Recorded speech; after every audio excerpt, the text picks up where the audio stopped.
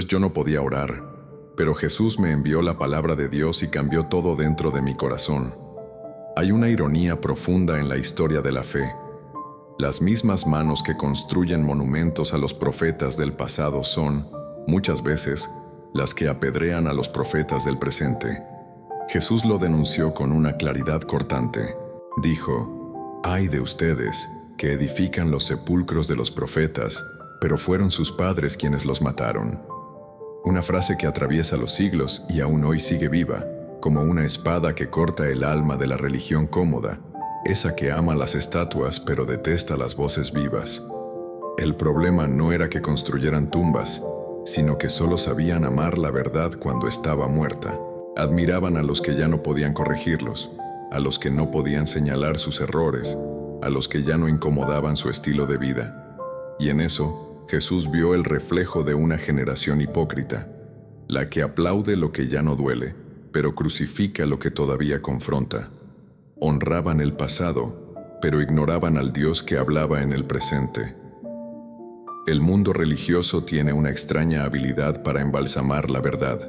Le gusta cuando la fe se convierte en museo, cuando la palabra se vuelve recuerdo, cuando el mensaje se adorna pero ya no transforma. Nos resulta más fácil encender velas frente a los santos que escuchar lo que el Espíritu dice hoy, porque el profeta vivo no cabe en nuestras estructuras, rompe las formas, cuestiona los sistemas, desenmascara las apariencias, y eso duele más que un sermón, más que una corrección, más que una cruz. Jesús vio eso en los maestros de la ley.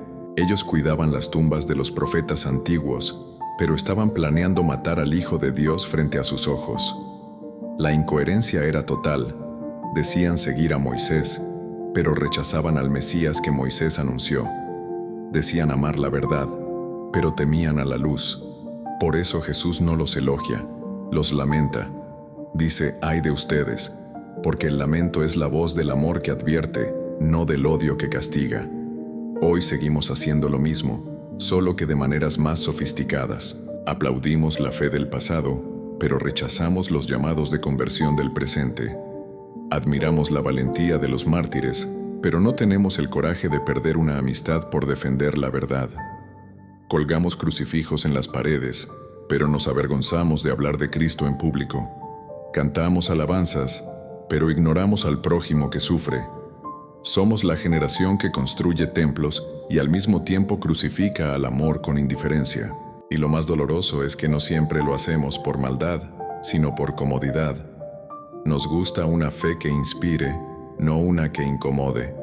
Preferimos los profetas muertos porque no pueden mirarnos a los ojos, porque no pueden decirnos que cambiemos. Pero Jesús no vino a fundar un museo de virtudes pasadas. Vino a encender fuego en los corazones vivos. Y todo fuego quema lo que no es auténtico. Cuando la religión se convierte en rutina, mata al espíritu. Cuando la fe se congela en ritos, pierde su poder. Y cuando el alma se acostumbra a escuchar sin responder, deja de ser discípula y se vuelve espectadora. Jesús nos está recordando que la verdad viva siempre tiene rostro, voz y riesgo. Siempre incomoda, siempre provoca, siempre exige una decisión. Porque el reino de Dios no se honra con monumentos, sino con obediencia. Tal vez por eso Jesús aún llora frente a las tumbas modernas. Iglesias llenas pero corazones vacíos, rezos largos pero sin conversión, prédicas hermosas pero sin fuego.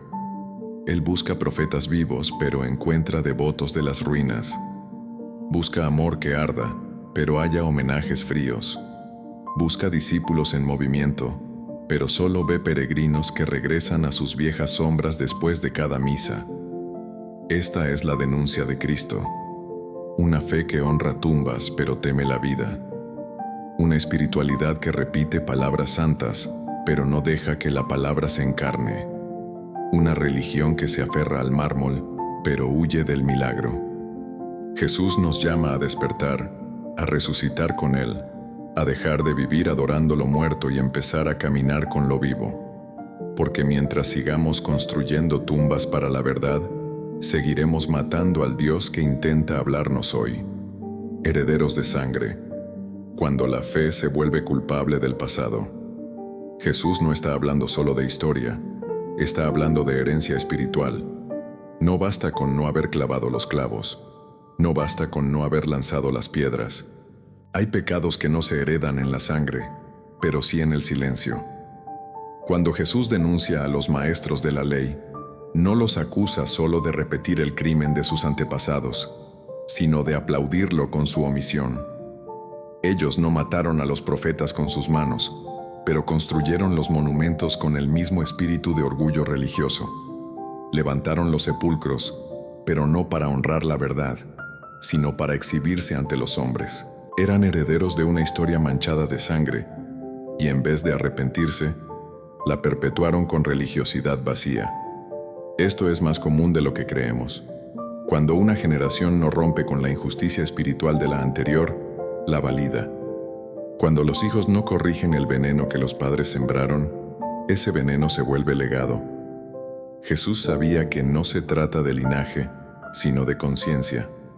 Por eso, cada generación será juzgada por lo que permite continuar, incluso si lo hace en nombre de la tradición. ¿Cuántas veces heredamos una fe con formas pero sin fondo? ¿Cuántas veces repetimos gestos que no entendemos, cantamos himnos que no creemos, seguimos normas que no transforman? La religión puede convertirse en una costumbre heredada, y cuando eso ocurre, el alma se duerme. Es fácil condenar a los fariseos de hace 2000 años. Difícil es mirar hacia adentro y notar que, tal vez, nosotros también edificamos sobre cimientos contaminados. No se trata solo de lo que se enseña, se trata de lo que no se confronta. Hay iglesias que celebran la gracia, pero niegan el perdón al pecador. Hay familias que rezan unidas, pero callan sobre los abusos que viven puertas adentro. Hay líderes que predican amor, pero enseñan con desprecio. ¿Cuántas veces nos quedamos en silencio frente a una injusticia espiritual solo porque siempre se hizo así? ¿Cuántas veces elegimos la lealtad institucional en vez de la fidelidad al Evangelio? Jesús está hablando de generaciones. Está hablando de corrientes invisibles que fluyen de padres a hijos, de comunidades a naciones. Está mostrando que la sangre inocente clama desde el suelo de la historia y que no basta con no haberla derramado si seguimos caminando sobre ella sin compasión. Hay un juicio en marcha, un juicio que no mide solo acciones, sino también intenciones, estructuras, hábitos. Ser parte de una generación no nos hace culpables de lo que hicieron nuestros antepasados, pero sí nos vuelve responsables de lo que elegimos mantener. Cada vez que callamos ante el error doctrinal, cada vez que encubrimos por miedo, cada vez que repetimos discursos de exclusión disfrazados de piedad, nos volvemos cómplices, herederos no solo de una fe, sino también del juicio sobre esa fe. Por eso Jesús es tan duro, no porque quiere castigar, sino porque quiere despertar. El juicio no es venganza divina, es justicia divina. Es la respuesta de un Dios que escucha el clamor de los profetas silenciados, de los inocentes asesinados entre el altar y el templo. Es el eco de voces que no murieron del todo, que siguen gritando desde la eternidad, esperando que alguien rompa el ciclo. La buena noticia es que aún hay tiempo, tiempo para romper cadenas, tiempo para reescribir la historia familiar, tiempo para construir una fe que no se alimente de tumbas, sino de resurrección. No estamos condenados a repetir los errores del pasado, pero sí estamos llamados a redimirlos. Y eso comienza con la decisión de no quedarnos callados donde otros callaron, de no edificar donde otros enterraron la verdad. Dios no quiere herederos de sangre, quiere herederos del Espíritu, gente que no solo cargue el nombre de cristiano, sino que cargue el fuego de Cristo vivo. Gente que sea capaz de honrar la memoria de los profetas, no con monumentos, sino con obediencia. Gente que diga no más al ciclo del miedo, de la ceguera, de la manipulación religiosa. Porque cuando una generación decide vivir el Evangelio con verdad, rompe con siglos de silencio y abre la puerta a una eternidad nueva. La llave robada. Cuando el conocimiento se vuelve instrumento de control, Hay algo más peligroso que la ignorancia, el saber mal usado. Jesús confronta directamente a los maestros de la ley con una acusación que atraviesa el tiempo. Tomaron la llave de la ciencia. Ustedes no entraron, y a los que querían entrar, se lo impidieron. Esta no es solo una denuncia contra una casta religiosa. Es un retrato eterno de lo que ocurre cuando el conocimiento espiritual deja de ser luz para convertirse en cadena. La llave, en toda la Escritura, representa acceso, autoridad, capacidad de abrir realidades ocultas, pero también implica una gran responsabilidad. No se le da una llave a cualquiera, y cuando alguien la recibe y decide no abrir la puerta, o peor, cerrarla con fuerza para que nadie más entre, esa persona deja de ser servidor de Dios para convertirse en obstáculo del reino. Eso fue lo que hicieron los escribas. Tenían acceso a las Escrituras. Tenían la instrucción, la tradición, la memoria sagrada. Pero en lugar de usar ese conocimiento para guiar a las almas hacia Dios, lo usaron como arma de dominio, como bastón de orgullo, como trono desde donde miraban a los demás hacia abajo. No buscaban formar discípulos, buscaban formar dependientes. No querían almas libres, querían súbditos obedientes. Y eso, lamentablemente, sigue ocurriendo hoy. Hay líderes que enseñan para controlar, que predican para manipular, que interpretan la palabra no desde el espíritu, sino desde su ego. Gente que en vez de liberar conciencias, las carga de culpa. Que no abre puertas, sino que levanta muros. Que no guía a los perdidos, sino que los señala con condena. Muchos llegan a la fe con hambre de Dios y se encuentran con estructuras frías, con exigencias sin gracia, con doctrinas que se usan como castigo en lugar de medicina. Personas que querían aprender a orar, pero fueron acusadas de herejía por no repetir fórmulas exactas. Personas que buscaban sanidad, pero recibieron juicio. Que buscaban al Hijo y chocaron contra el sistema. La llave robada no es solo un símbolo, es una herida. Es la marca que queda en quien fue bloqueado en su búsqueda de Dios por alguien que decía representarlo. Y Jesús no lo tolera, porque el conocimiento que no lleva a la verdad es traición, y el que usa la Biblia para oprimir, se aleja del Dios que vino a liberar. Este tópico nos obliga a una pregunta directa. ¿Qué estamos haciendo con la llave que recibimos? ¿Abrimos caminos o sembramos miedo? ¿Invitamos al reino o reservamos el acceso solo para los que piensan como nosotros? ¿Estamos guiando o reteniendo? Porque hay muchas formas de cerrar la puerta del reino, con indiferencia, con orgullo, con intolerancia, con legalismo. Y hay muchas personas que no quieren saber de Dios porque alguien usó mal la llave. Porque lo que debería ser puente fue usado como pared. Porque lo que debería ser amor fue predicado como condena. Porque lo que debería ser verdad fue transformado en dogma vacío. Jesús no está en contra del saber, está en contra del uso perverso del saber. El conocimiento que no se mezcla con el espíritu termina siendo frío, seco, estéril. No transforma, no salva, solo asusta y encierra. Y eso nunca fue el propósito del Evangelio. Dios da llaves a quienes tienen corazón de siervos, no de carceleros. A quienes quieren abrir caminos, no restringirlos. A quienes ven en el conocimiento un canal de encuentro, no una herramienta de control. Que nunca nos pase lo que Jesús denunció: ser expertos en la ley y novatos en el amor. Ser dueños de llaves que no usamos para abrir, sino para cerrar. Porque el juicio más severo no vendrá sobre los ignorantes, sino sobre los que sabían cómo abrir la puerta, y no solo no lo hicieron, sino que impidieron a otros hacerlo. El saber sin fuego, la sabiduría que ya no arde por dentro. Hay algo más frío que la ignorancia, es el conocimiento sin fuego, la sabiduría que ha dejado de arder por dentro.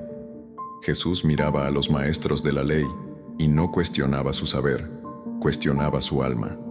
Sabían todo, dominaban cada letra, memorizaban cada pasaje, pero ya no tenían fuego, ya no tenían lágrimas, ya no temblaban frente a la verdad.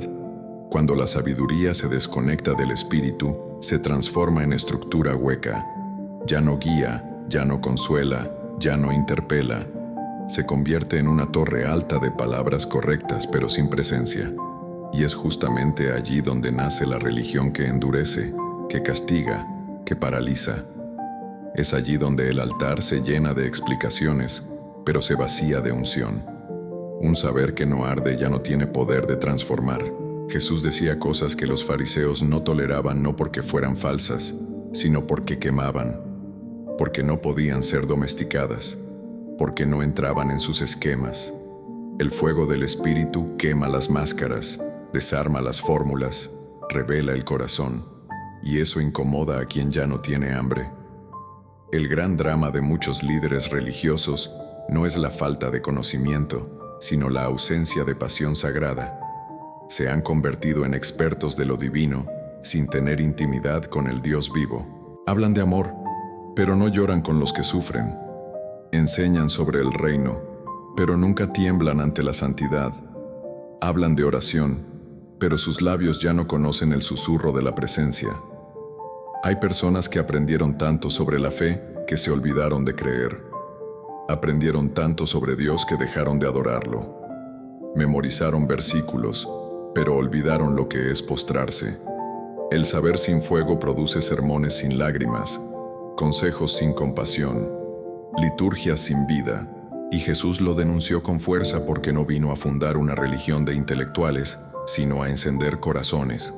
Su promesa fue clara: he venido a traer fuego sobre la tierra, y cómo desearía que ya estuviera ardiendo. ¿Dónde está ese fuego hoy? ¿Dónde están los que enseñan llorando?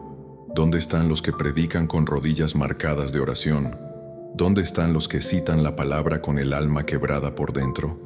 El saber sin fuego hace daño, porque tiene la apariencia de verdad, pero no tiene su esencia, porque genera orgullo en lugar de humildad, porque produce palabras sin autoridad espiritual, porque llena de datos, pero vacía de presencia, porque puede impresionar, pero no redime.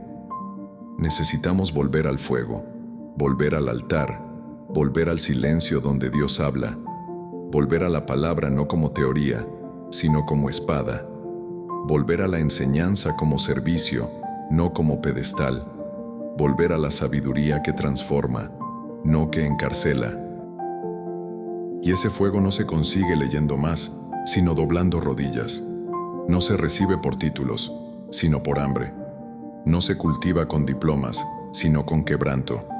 El saber sin fuego es el pecado de los que lo sabían todo, pero no reconocieron al Mesías cuando pasó delante de ellos. Es el error de los que estudiaron tanto sobre la luz, que ya no pudieron verla, que nuestro conocimiento no nos enfríe, que nuestra teología no nos aparte de la presencia, que nunca dejemos de temblar cuando Dios habla, porque solo el saber que arde es el que salva. La espiritualidad que impide.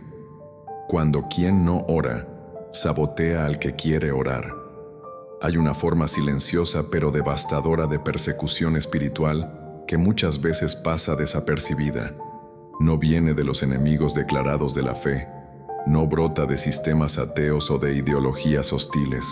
No, viene del corazón frío de quien vive cerca de ti, de quien duerme en tu cama, de quien comparte tu mesa, de quien debería caminar contigo en la fe, pero no solo no lo hace, sino que sabotea tu camino hacia Dios. Jesús lo dejó claro en su denuncia contra los fariseos. No entraron al reino, y aún así impidieron que otros entraran. Es decir, no bastaba estar espiritualmente secos, tenían que secar también que intentaba florecer. Hay personas que han perdido la fe, pero no les basta con eso. Necesitan matar la fe de los otros, porque la luz ajena les irrita, porque la oración del otro les confronta, porque el rosario al amanecer les parece una amenaza, porque ver a alguien postrado revela el vacío de su propio corazón, y así comienza la persecución íntima, no con látigos ni cárceles, sino con palabras sarcásticas, miradas de burla, ironías disfrazadas de humor, comentarios como: ¿otra vez vas a misa? ¿Tanto rezas y tu vida sigue igual? ¿No tienes nada mejor que hacer a las 4 de la mañana? Frases pequeñas, pero que perforan la fe de quien apenas está comenzando a caminar. Gotas constantes que, con el tiempo, erosionan la convicción de un alma que quiere acercarse a Dios. Jesús los denunció, tomaron las llaves del conocimiento, pero no las usaron para abrir puertas, sino para cerrarlas en la cara de los sedientos. Y eso no es solo negligencia, es crueldad espiritual. ¿Cuántos esposos prohíben a sus esposas ir a misa? ¿Cuántos hijos se burlan de sus madres por rezar el rosario? ¿Cuántos padres menosprecian la fe de sus hijos como si fuera una fase sin importancia? ¿Cuántos amigos ridiculizan a quien decide dejar una vida de pecado para seguir el Evangelio? ¿Cuántos líderes religiosos apagan el fuego de otros por miedo, celos o simple comodidad? No todos los perseguidores usan espadas. Algunos usan silencio, otros, desprecio. Algunos, la risa. Pero el resultado es el mismo: sofocar la llama antes de que arda. Y hay algo más grave aún. Muchos no solo impiden, sino que se sienten con derecho de hacerlo, como si su incredulidad les diera permiso para detener el camino del otro, como si su frialdad fuera suficiente para decretar lo que es exageración, lo que es fanatismo, lo que es demasiada fe. Quieren ser jueces de una experiencia que ya no tienen, y peor aún, quieren controlar una llama que no comprenden.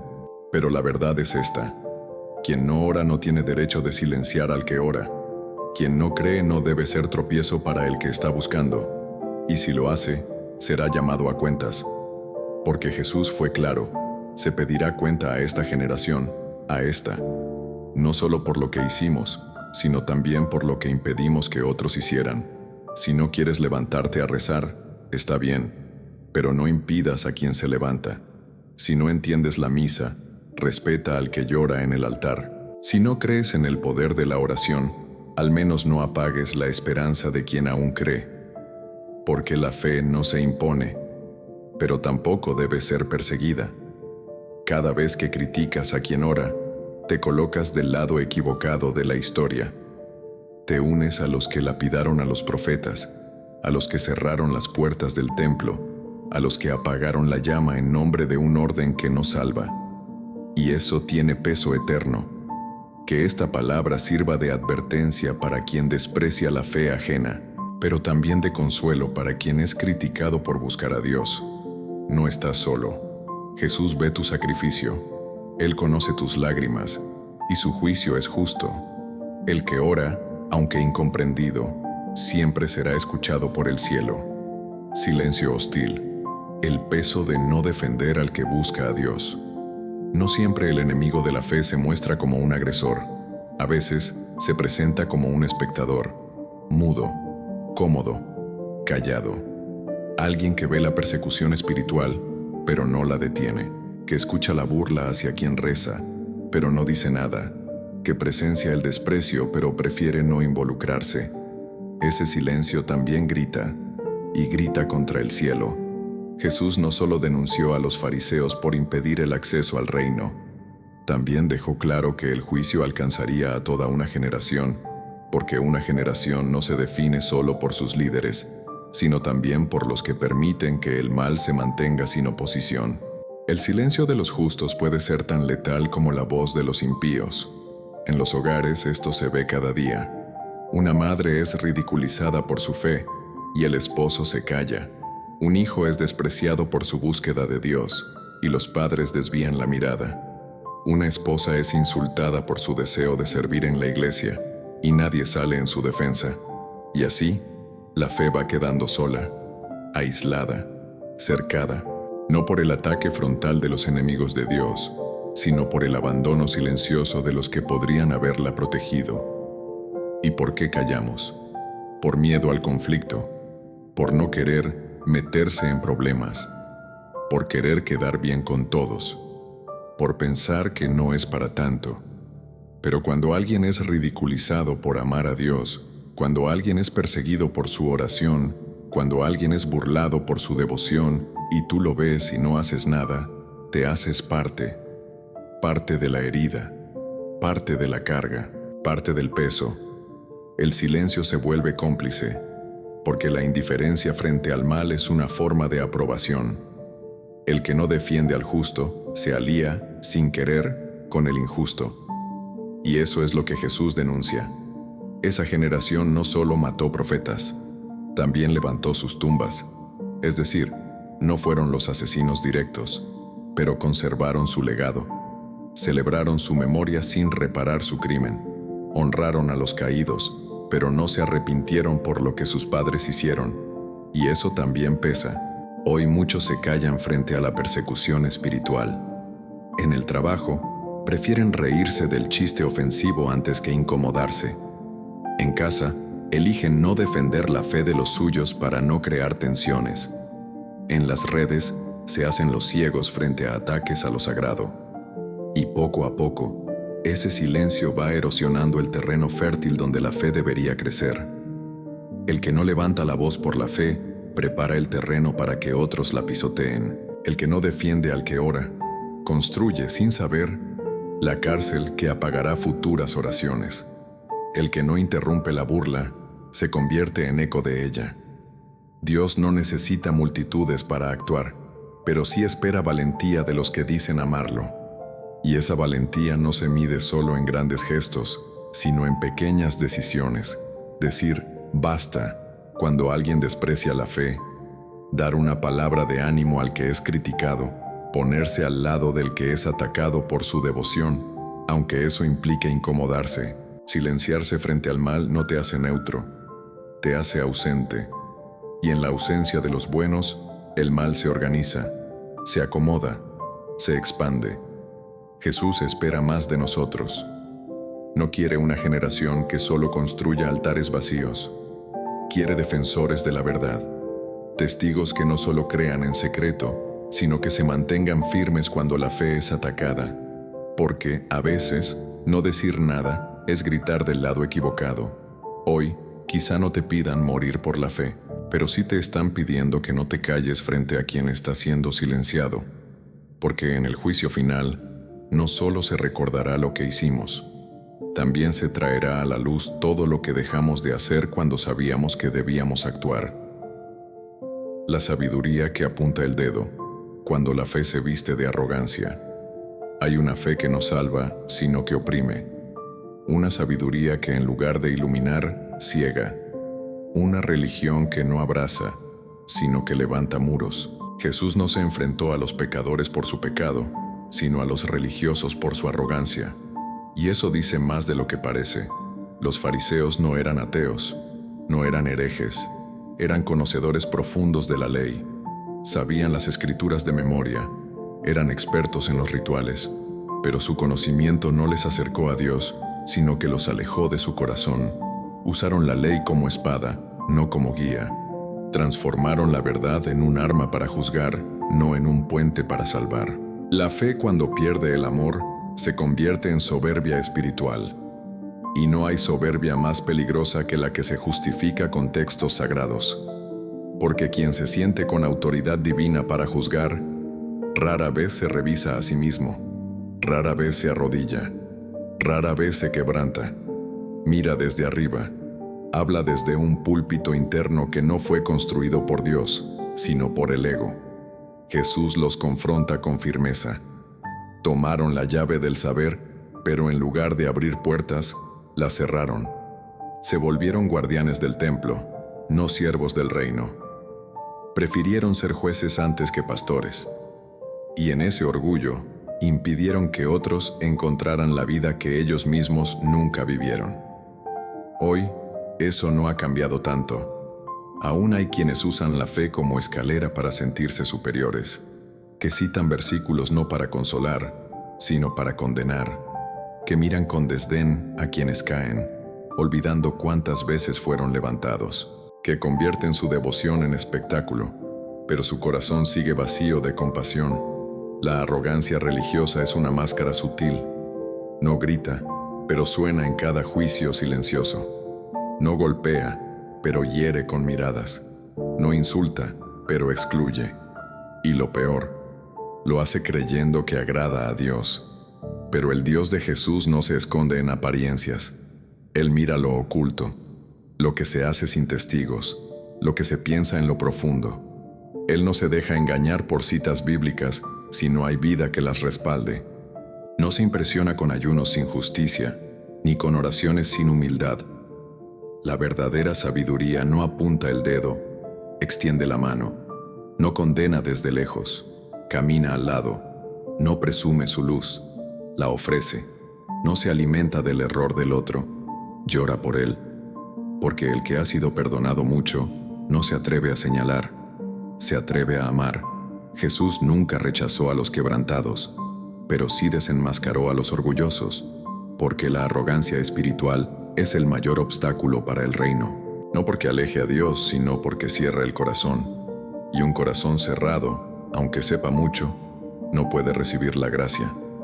Tal vez el mayor acto de fe no es conocer todos los textos, sino vivir uno solo con verdad.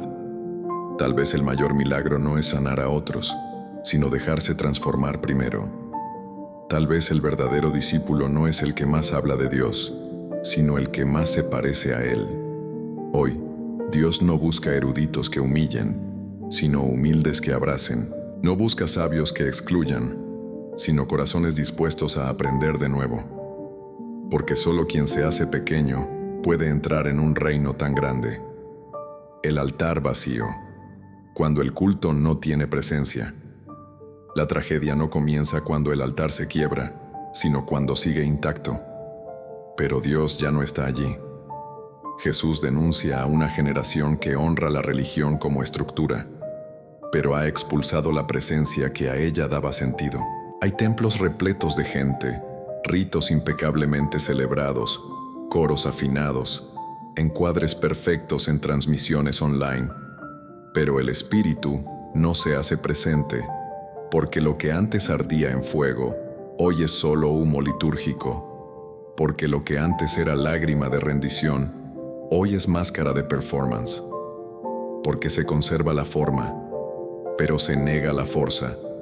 Es el altar vacío, la forma sin unción, el templo sin transformación. El altar era el lugar donde cielo y tierra se tocaban, donde el corazón humano ardía junto al sacrificio. Pero ahora es solo un punto escénico para discursos vacíos de conversión. Jesús habla de los que mataron a los profetas y después construyeron sus tumbas. Eso es lo que hacemos con la presencia cuando nos incomoda. La reemplazamos por una estética espiritual, por costumbres y normas que no exigen metanoia, solo cumplimiento. Y aplaudimos al predicador que no nos confronta, y preferimos una música que entretenga antes que una palabra que quebrante, y estamos tan cómodos con lo conocido que ya no clamamos por lo sagrado. Preferimos que Dios no venga, porque si viene, cambia todo. El altar vacío no es solo una imagen de una iglesia sin Dios. Es el retrato de una vida que perdió el fuego. ¿Cuántos ya no sienten nada al orar? ¿Cuántos van a misa, al culto, a la reunión, y vuelven iguales como si nada hubiera pasado? No es falta de liturgia, es falta de hambre. No es problema de sonido, es ausencia de silencio interior. Hemos hecho del altar una rutina, y la rutina mata el misterio. Hemos convertido la adoración en un momento más del programa, y el espíritu no se acomoda en agendas apretadas ni en corazones ocupados con 1000 distracciones. El culto sin presencia es el culto que no transforma, y sin transformación no hay evangelio, porque la palabra no es letra muerta, es fuego que arde, que quema, que purifica, que resucita. Pero ¿cómo arderá si el altar está vacío? ¿Cómo vendrá el Espíritu si no hay espacio para Él? Tal vez la mayor herencia de los que construyeron tumbas sea esta: enseñar a celebrar sin presencia, a rezar sin fe, a cantar sin entrega. Una generación que decoró el altar pero olvidó el fuego, y Jesús lo denuncia con fuerza. Construyen, repiten, enseñan, pero no entran. Y lo más grave, impiden que otros entren. Porque cuando el culto es vacío, se vuelve escudo contra la transformación. Se protege la tradición, no la presencia. Se reproduce la costumbre, no el quebrantamiento. Se guarda la forma, pero se mata al profeta. ¿Y tú? ¿Cómo está tu altar? ¿Está lleno de rutinas o de fuego? ¿A quién buscas cuando te acercas al templo? ¿Qué ofreces cuando levantas tus manos? Dios no busca performances, busca rendición. No busca escenografía, busca verdad. Y si Él encuentra un altar lleno de sed, lleno de clamor, lleno de corazones quebrantados, vendrá otra vez. Porque donde hay fuego, el cielo se inclina. La generación que será juzgada, el peso de la hora. Jesús no habla al pasado, no cita la historia como una anécdota lejana. Él mira a los ojos de su generación y sentencia: a ustedes se les pedirá cuentas, no a sus padres, no a sus abuelos, a ellos y a nosotros. Porque el juicio no es solo sobre lo que hicimos, sino sobre lo que no hicimos cuando sabíamos lo que debíamos hacer. No se trata de heredar errores, sino de perpetuarlos con el silencio. La omisión es una forma de participación, y la generación que calla ante la injusticia espiritual, que finge no ver la tibieza de la fe, que celebra la estructura pero ignora la verdad, será juzgada. Hay un peso sobre cada tiempo, el nuestro también. Tenemos más acceso a la palabra que nunca, más canales, más Biblias, más predicadores, más música cristiana, más templos abiertos, más transmisiones en vivo. Pero ¿tenemos más temor de Dios? ¿Tenemos más humildad, más quebrantamiento, más hambre por lo santo? ¿O nos volvimos expertos en administrar lo sagrado sin ser tocados por lo eterno? Jesús no habla de los que no sabían, habla de los que sabían y, aún así, no actuaron. Del que tenía la llave, pero no la usó. Del que escuchó al profeta, pero no respondió. Del que vio la luz, pero prefirió la sombra de la costumbre. Somos una generación que conoce la verdad, y por eso mismo, el juicio es más severo. Porque saber y no vivir es peor que ignorar. Porque hablar de Dios y no reflejar su rostro es más grave que callar. Porque quien enseña sin presencia, quien predica sin rendirse, quien lidera sin humillarse, carga sobre sí el peso del tropiezo de muchos. Y Jesús lo deja claro: se les pedirá cuentas. No es amenaza, es un clamor de alerta. Es el cielo diciendo: ya no hay tiempo para religiosidad superficial, ya no hay espacio para fe estéril, ya no hay disculpas para una espiritualidad sin frutos. Cada generación recibe una oportunidad única, la nuestra también. ¿Qué estamos haciendo con ella? ¿Estamos construyendo tumbas o avivando altares? ¿Estamos dejando legado o repitiendo errores? ¿Estamos abriendo puertas al reino o solo decorando las fachadas de los templos? Jesús no habló para asustar, habló para despertar. Porque el juicio no es solo condena futura, es diagnóstico presente. Es el espejo de Dios revelando lo que hay detrás de nuestras apariencias.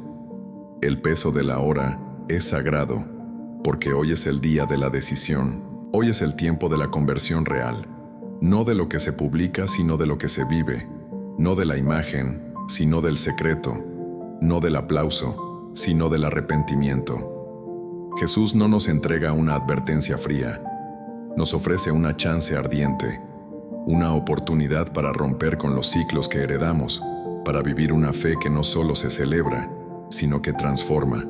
Porque si este es el tiempo que nos fue dado, será este mismo el tiempo por el cual seremos llamados a rendir cuentas.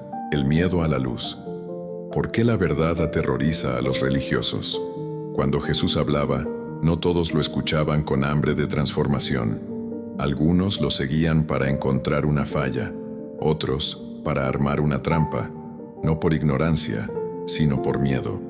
Porque la luz que él traía no solo iluminaba el camino, también revelaba los rincones que muchos preferían dejar en la sombra. La verdad, cuando es viva, es perturbadora. Desmonta fachadas, desnuda intenciones, rompe pactos secretos con la comodidad. Por eso los fariseos no solo resistían la enseñanza, la temían. El religioso que ama la estructura más que al espíritu, siente terror ante lo impredecible de Dios, porque no puede controlarlo, no puede encajonarlo, no puede manipularlo. Y Jesús, con cada palabra, Con cada gesto, con cada acto de misericordia que rompía las normas rígidas, les recordaba que el reino de Dios no es un sistema, sino una presencia que desinstala, que saca del trono al ego, que exige conversión profunda. Por eso intentaban atraparlo, no para proteger la verdad, sino para protegerse de ella. Muchos aún hoy no tienen miedo del pecado, pero tiemblan ante la posibilidad de que la luz exponga su religiosidad vacía.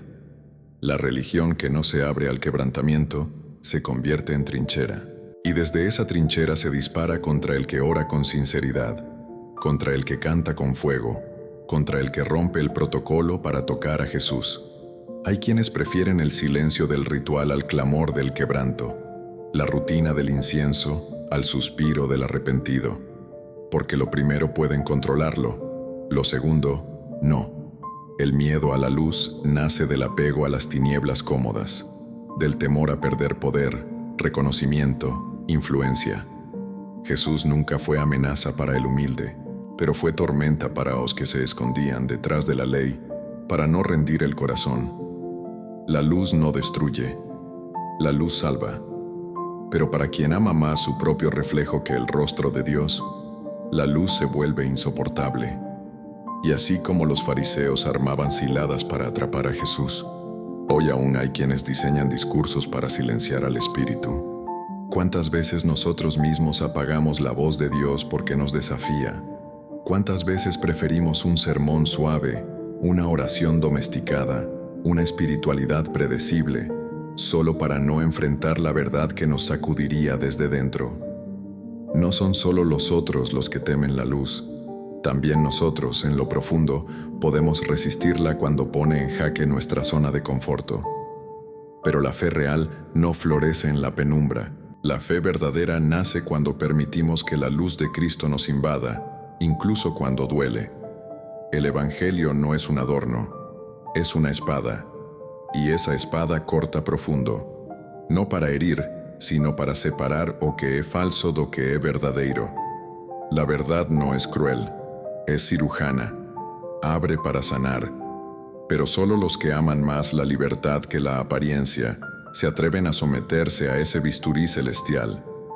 Por eso Jesús no tenía miedo de los fariseos, porque sabía que el que camina en la luz nunca será atrapado por las trampas de la oscuridad. Entre el altar y el santuario, donde muere el profeta. No fue en la calle, no fue en el desierto, no fue a manos de criminales. Zacarías fue asesinado entre el altar y el santuario, en el lugar más sagrado, allí donde la tierra tocaba el cielo, allí donde se ofrecían sacrificios, donde el incienso subía como oración, donde la gloria de Dios descendía.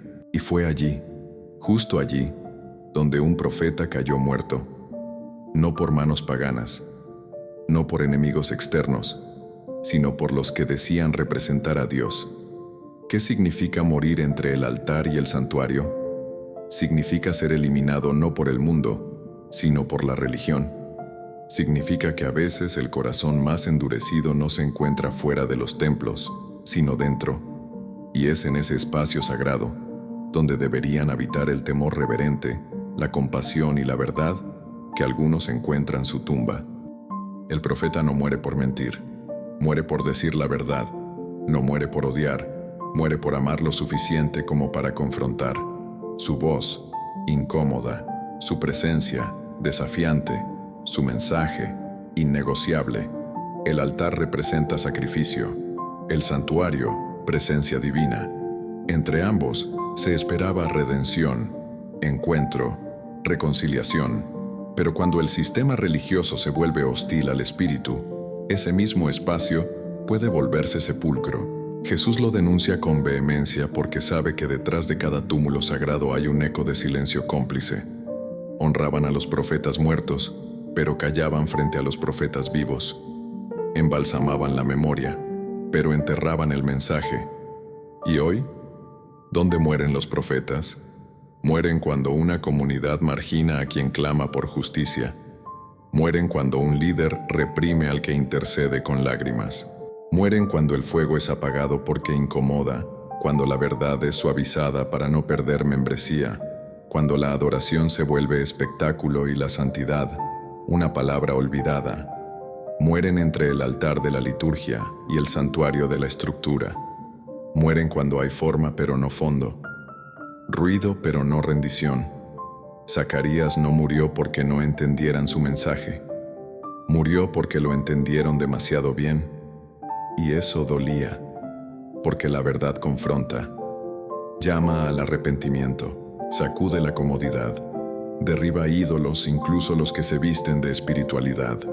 El profeta no busca aprobación, busca fidelidad, y esa fidelidad muchas veces le cuesta la vida, pero su sangre no se evapora, clama desde la tierra, y Dios escucha. Jesús lo menciona por nombre, no por casualidad. Lo trae a la memoria para decirnos: yo he visto cada gota derramada, no está olvidada, no fue en vano. El juicio vendrá no solo por las palabras dichas, sino por las verdades ignoradas. El profeta muere, pero su voz no, porque la voz de Dios no puede ser silenciada por un templo, ni por una tradición, ni por un decreto humano. Cuando el altar mata en vez de transformar, el juicio no tarda en llegar. Y tú, que estás escuchando esto, ¿dónde estás parado? ¿Del lado del altar que arde con verdad y fuego santo? ¿O entre los que honran con los labios pero apedrean con el corazón? Porque hay quienes construyen templos y al mismo tiempo destruyen a los enviados. Cuidado con convertir tu espiritualidad en lápida, porque donde debería haber vida, podrías estar sembrando muerte. Cuando la puerta se cierra, el juicio de quien sabía, y aún así cerró el camino. Hay algo más trágico que ignorar la verdad. Es conocerla y no vivirla. Saber el camino y no caminarlo. Tener la llave y cerrarle la puerta a los otros. Jesús no solo denuncia la hipocresía de los fariseos, Él revela un juicio silencioso que recae sobre aquellos que, teniendo luz, decidieron apagarla. No solo se perdieron ellos, impidieron que otros se salvaran. Esa es la herida más profunda: bloquear el acceso al reino no por ignorancia, sino por arrogancia. Jesús dice: vosotros tomasteis la llave de la ciencia, no entrasteis, y a los que querían entrar se lo impedisteis. No hay palabras más duras en boca del Salvador. No se trata de simples errores humanos. Se trata de un acto consciente de obstrucción espiritual. No basta con no creer. Aquí se habla de sabotear la fe ajena, de despreciar la oración, el sacrificio, la entrega del otro, y eso no pasa desapercibido en el cielo. Dios no solo observa las acciones visibles, Él examina los gestos pequeños, la burla al que ora, la crítica al que ayuna, el desprecio al que llora en secreto por su familia. Hay quienes viven para apagar velas que no encendieron. Se incomodan con la fe auténtica porque revela su sequedad interior. Se mofan del fuego porque viven en tinieblas. Y en ese intento de silenciar el clamor ajeno, sellan su propio destino. Jesús deja claro que esas almas no quedarán impunes. Hay juicio. Hay una puerta. Y esa puerta no estará siempre abierta.